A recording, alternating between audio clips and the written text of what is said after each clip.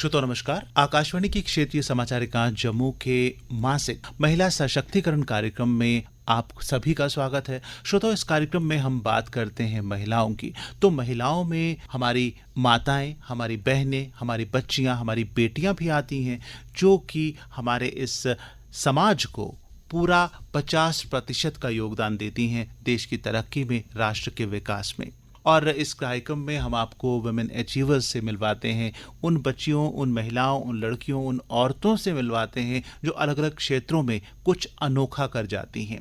तो आज कार्यक्रम में हमारे साथ जो हमारी मेहमान हैं, एक छोटी सी बच्ची हैं, इनका नाम है हिया जंडियाल। इन्होंने जेईई मेंस और एडवांस दोनों में जम्मू कश्मीर में टॉप किया है, यानी ये जम्मू कश्मीर में महिला टॉपर हैं जेईई मेंस और एडवांस की। हिया, आज के इस कार्यक्रम में आपका स्वागत है। Thank you. पहले तो आपको बहुत बहुत मुबारकबाद कि आपने जेईई मेंस भी किया और एडवांस भी किया, और दोनों में आप जे&के की टॉपर गर्ल रही हैं। कैसा लग रहा है आपको इस अचीवमेंट पर? अच्छा फील हो रहा है, 2 साल में जो मेहनत वगैरह की, तो उसके बाद अच्छा रिजल्ट आया। या अमूमन हम ये देखते हैं कि जो बच्चे जेईई करते हैं वो इंजीनियरिंग के लिए जाना चाहते हैं, और 10th के बाद बच्चे जब सब्जेक्ट ऑप्ट करते हैं तो अमूमन हम देखते हैं कि गर्ल्स, जिसमें मैथ्स हो या इंजीनियरिंग की पढ़ाई के लिए जो सब्जेक्ट ऑप्ट करने हैं नॉन मेडिकल के लिए, तो उसमें गर्ल्स कम प्रेफर करते हैं वहाँ जाना, और ज़्यादा वो या तो मेडिकल या तो फिर आर्ट्स की तरफ जाते हैं ताकि वो डॉक्टर बन जाएं या किसी अन्य विषय पर आगे की पढ़ाई करें। तो आपको क्यों लगा कि आपको इंजीनियरिंग के लिए जाना है और जेईई के लिए ही जाना है? मुझे बचपन से मैथ्स में काफ़ी इंटरेस्ट रहा है, और मुझे मैथ्स पापा पढ़ाया करते थे, मुझे एज अ सब्जेक्ट काफ़ी इंटरेस्टिंग लगता था। तो आपके पापा टीचर हैं? नहीं, वो टीचर नहीं है, लेकिन मतलब मुझे खुद से पढ़ाया करते थे जी, घर पे। जैसे घर में माता पिता बच्चों को पढ़ाते हैं। तो उसकी वजह से बस बचपन से मैथ्स में मुझे एक इंटरेस्ट रहा था, तो फिर मज़ा भी आता था करने में। तो इसलिए 10th के बाद फिर मैंने वही डिसाइड किया कि नॉन मेडिकल के सब्जेक्ट्स लेने था, क्या कंटिन्यू करने के लिए। जी, और फिर जब आपने ये सब्जेक्ट्स लिए तो आपने जेईई के लिए कब से मेहनत शुरू कर दी? मोस्टली 11th से ही, बट 11th ऑनलाइन थी तो उसकी वजह से प्रिपरेशन में भी थोड़ी दिक्कत वगैरह थी। इतना कोविड की वजह से मतलब नहीं हुआ था ढंग से।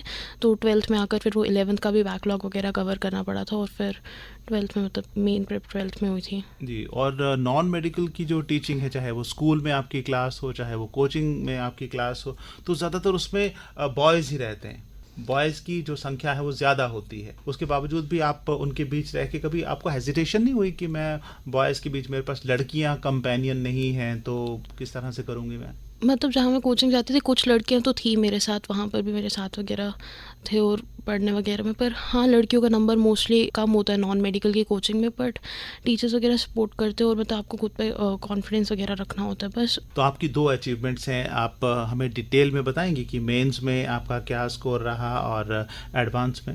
जो मेंस था उसके 2 अटेम्प्ट्स होते, तो उनमें से बेस्ट को चूज़ किया जाता है। तो जेईई मेंस में मेरा रैंक फिर 1701 रहा, और जो जेईई एडवांस होते जो भी 4 जून को हुआ था, उसमें मेरा रैंक 9592 रहा गया था। तो what was your papa's and your mama's reaction जब उनको मेंस का भी और एडवांस का भी रिजल्ट सामने आया था?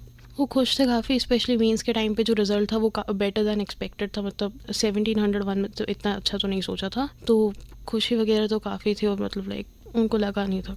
तो आज अब आपने मेंस भी कर लिया, एडवांस भी कर लिया, तो अब आगे की तैयारी क्या है? आप किस तरफ आगे बढ़ना चाहती हैं?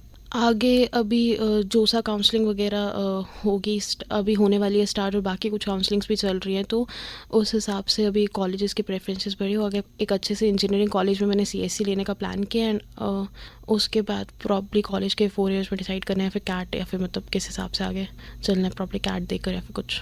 या यूं तो आपके बारे में हमने अखबारों में भी पढ़ा, सोशल मीडिया में भी, अलग अलग चैनल्स में भी आपके बारे में पढ़ा कि आपने जब एडवांस पास किया तो आप जम्मू कश्मीर की लड़कियों में आप टॉपर हैं।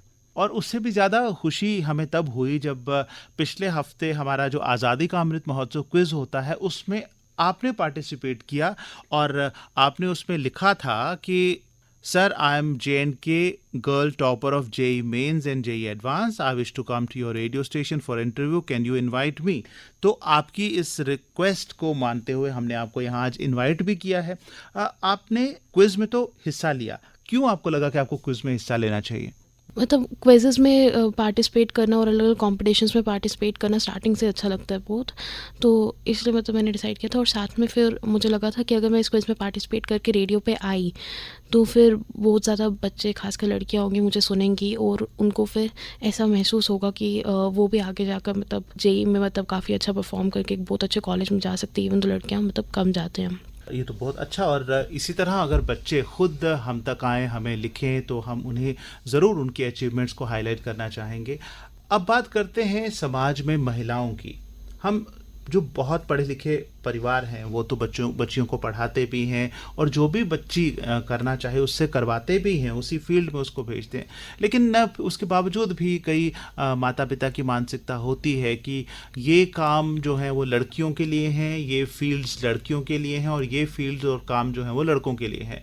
आप इस सोच को किस तरह से देखती हैं, और क्या समझती हैं कि ये सोच किस हद तक और कितनी गलत है? मतलब ये सोच तो पूरी तरह से ही गलत है, क्योंकि अगर आप कामों को होते हैं लड़कों और लड़कियों में बांट देंगे तो मतलब सबसे पहले तो उनको जो उनके अपने खुद के इंटरेस्ट होंगे उन पे वो आगे मतलब नहीं जा पाएंगे। वो अपने खुद के जो भी उनमें खुद की हॉबीज़ वगैरह होंगी उनमें मतलब अगर आप डिसाइड करोगे कि कोई लड़की के लिए जो उनकी हॉबी है वो लड़कों की है, तो वो आगे उनको परस्यू नहीं करेंगे और उसकी वजह से मतलब नहीं अचीव कर पाएंगे। और क्या देखते हैं आप, मान लीजिए कि आपको मैथ्स में शौक था, लेकिन अगर आपके पेरेंट्स आपको कहते कि आप आर्ट्स में जाइए या पेंटिंग करिए जो आपको नहीं भी करना आता, या सिंपली आर्ट्स के सब्जेक्ट्स कोई ले लेते जो आपको इंटरेस्ट नहीं होता, तो आपको लगता है कि आप उसमें उतना अच्छा कर पाती?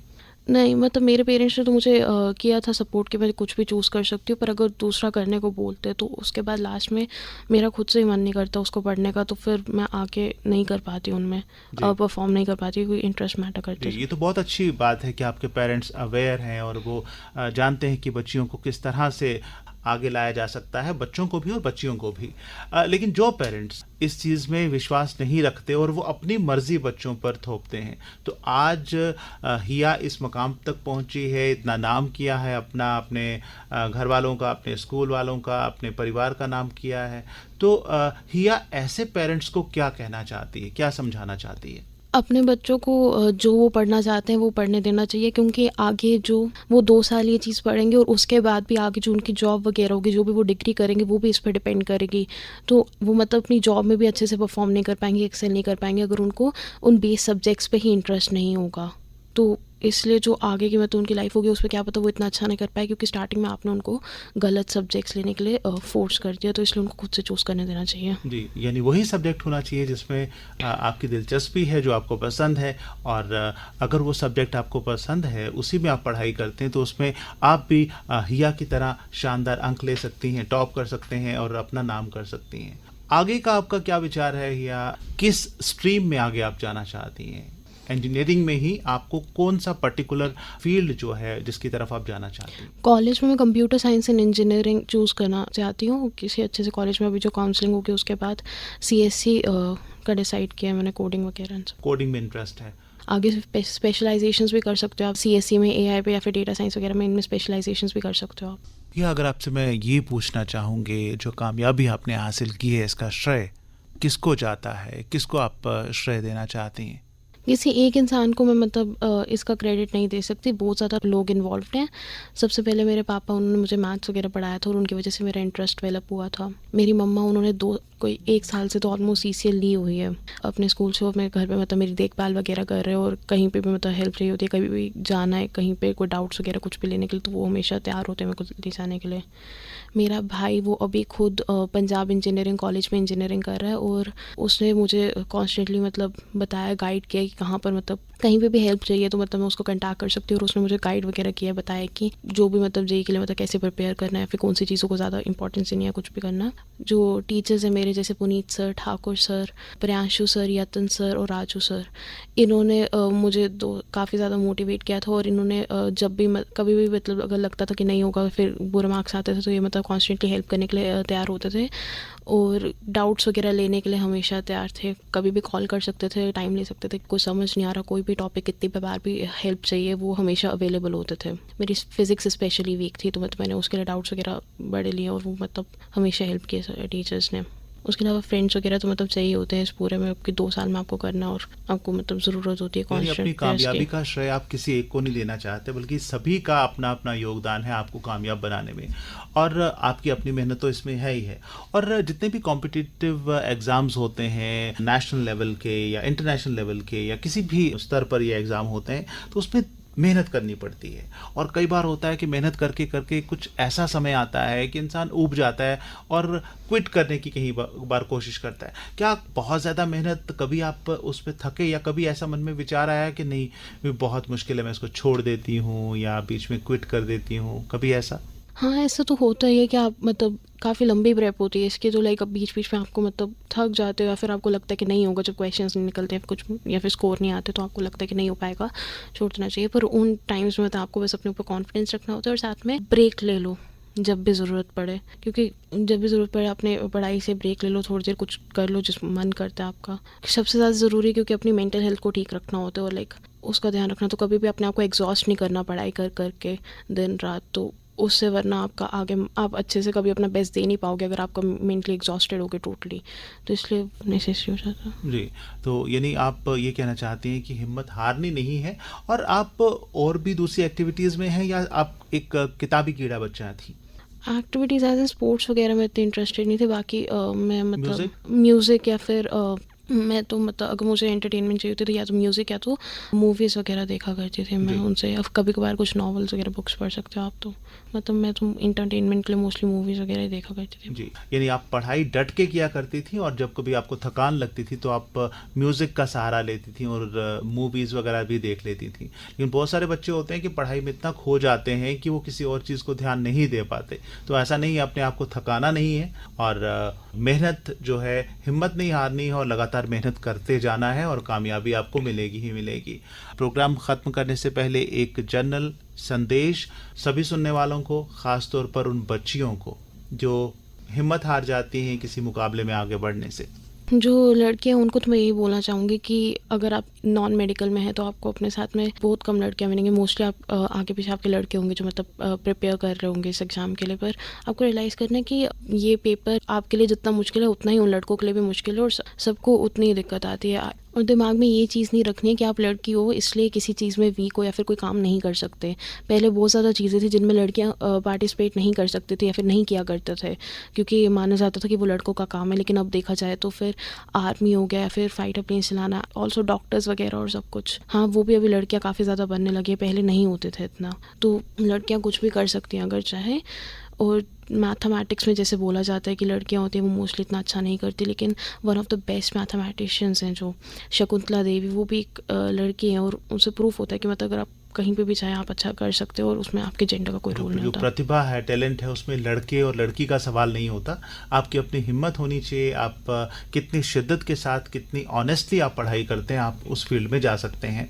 तो हिया, यहाँ आने के लिए आपका बहुत बहुत शुक्रिया, और सुनने वाले सभी श्रोताओं को और ख़ास तौर पर बच्चियों को मैं ये कहना चाहता हूँ कि हिया की तरह आप भी आगे बढ़िए। जो भी आपका शौक़ है, जो भी आपका काम है, जो भी आपका विषय है, उस विषय में पढ़ाई कीजिए, मेहनत कीजिए, आगे बढ़िए, और कभी भी ये मत सोचिए कि ये पर्टिकुलर स्ट्रीम या ये पर्टिकुलर फील्ड है वो सिर्फ लड़कों के लिए है, लड़कियों के लिए नहीं है। ये हमारी सोच हमें पीछे रखती है जब हम इस तरह से सोचते हैं।